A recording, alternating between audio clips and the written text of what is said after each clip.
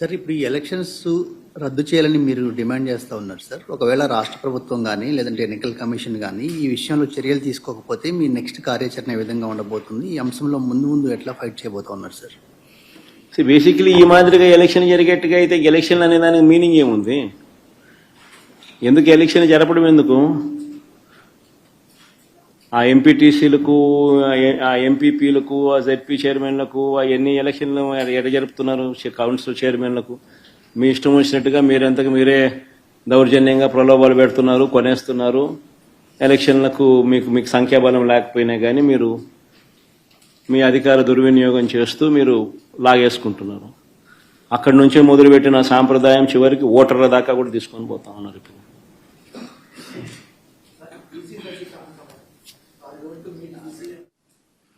ఇవన్నీ కూడా అంటే అన్ఫార్చునేట్గా స్టేట్ ఎలక్షన్ కమిషన్ అన్నది ఒక డమ్మీ పాత్ర కన్నా దారుణమైన పాత్ర పోషిస్తూ ఉంది.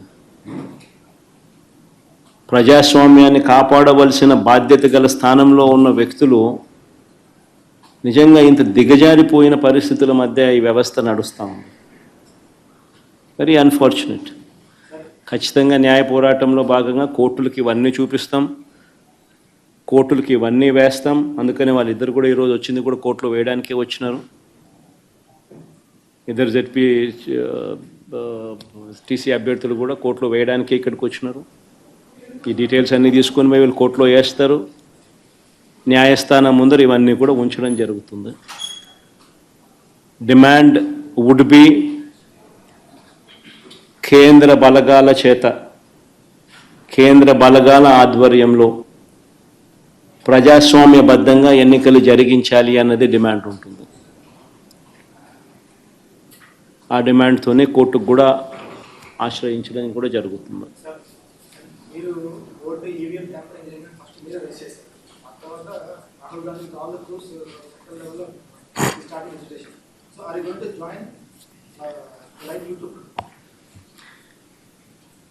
జాయిన్ అనే దానికి మీనింగ్ ఏంది?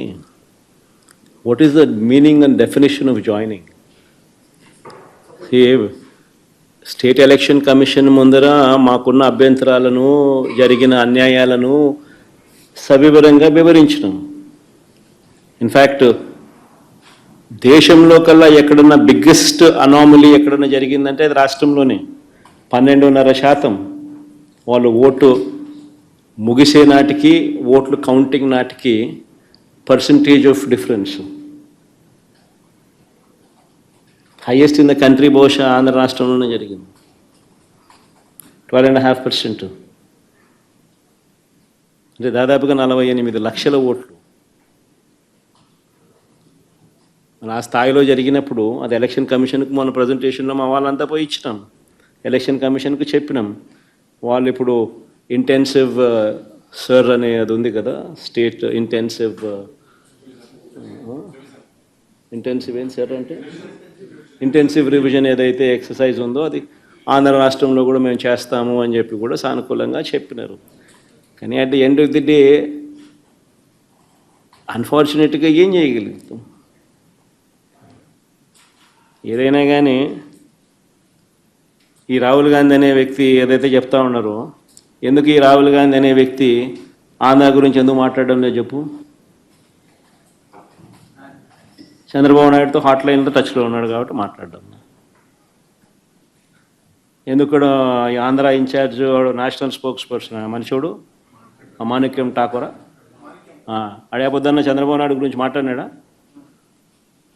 ఏపొద్దన్న ప్రజాస్వామ్యాన్నిలో ఇంత కూనీ చేస్తా అంటే ఏమైనా క్వశ్చన్ చేసినాడా? చంద్రబాబు నాయుడు ఇన్ని స్కాములు చేస్తున్నాడు, కంటి ముందర కనపడుతుంది. వీధికి పోయినా బెల్ట్ షాప్ కనపడుతుంది, పక్కకు తిరిగినా పర్మిట్ రూమ్ కనిపిస్తుంది. ఎంఆర్పి రేట్ల కన్నా ఎక్కువ రేటుకి అమ్ముతున్నారు. రోజైనా మాట్లాడినాడా? మన గురించి, నా గురించి మాట్లాడతాడు. ఎందుకు చంద్రబాబు నాయుడు గురించి ఎందుకు మాట్లాడు? కారణం hot line. Chandrababu, Revanth, Congress high command. అంతే కదా. ఎందుకంటే చంద్రబాబు నాయుడు గురించి ఎందుకు మాట్లాడు చెప్పు? ఆ రాహుల్ గాంధీ ఆంధ్ర గురించి ఎందుకు మాట్లాడు చెప్పు? ఆంధ్రలో అంతకన్నా పెద్ద జరిగింది కదా, ఇవి మాట్లాడుతున్నారు. స్కాములు, ఎలక్షన్ ఓటింగ్ గీటింగు ఓటు చోరీ ఇంకోటి అంటున్నారు కదా, మన ఆంధ్రాలో జరిగింది కదా, మన ఎందుకు మాట్లాడు 12.5 12.5% మాట్లాడు. ఎందుకంటే హాట్ లైన్ చంద్రబాబు నాయుడు, రాహుల్ గాంధీ, రేవంత్ రెడ్డి. వీళ్ళు పార్టీలు, వీళ్ళకు ఎజెండా.